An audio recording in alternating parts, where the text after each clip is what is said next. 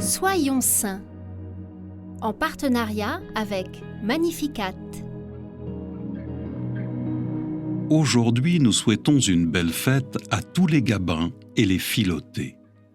Nous découvrons ce matin le bienheureux Álvaro de Cordoue, espagnol né vers 1350. Presque toute la vie d'Álvaro se déroule au temps où le grand schisme d'Occident divise l'Église. Cela ne l'empêche pas de prendre l'habit dominicain en 1368 et de se vouer à l'évangélisation de l'Andalousie et à la réforme de son ordre. Álvaro, confesseur du roi, fonde avec son aide en 1423, près de Cordoue, le couvent de la Scala Coeli, qui signifie l'échelle du ciel, à la frontière des territoires musulmans. Ce couvent devient le foyer de la réforme dominicaine et une véritable pépinière de saints. Contemporain du prédicateur Saint Vincent Ferrier, il suit son exemple et prêche à travers toute l'Andalousie. Puis il part en pèlerinage en Terre Sainte. Álvaro en rapporte un goût très vif pour la Via Dolorosa du Christ.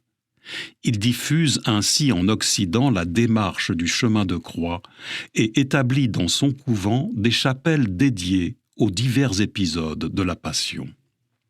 Un jour, il trouve un mendiant mourant et grelottant de froid dans une rue de Cordoue.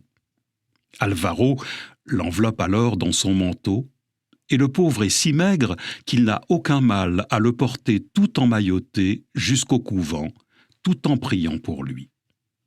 Lorsqu'arrivé à destination, il le pose à terre, il ouvre le manteau et reste interdit par ce qu'il voit. À la place du malade, il trouve un beau crucifix que l'on peut encore vénérer à Cordoue.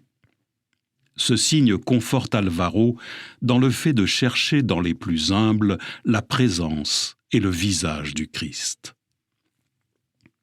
Par son sang répandu, Jésus s'est fait pour nous sacrement du salut.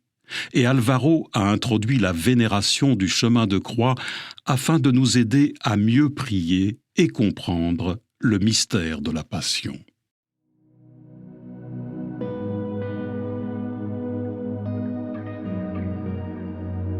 Aujourd'hui, nous pouvons choisir l'un des 5 mystères douloureux, l'agonie de Jésus à Gethsémani, la flagellation, le couronnement d'épines, le portement de croix ou la crucifixion.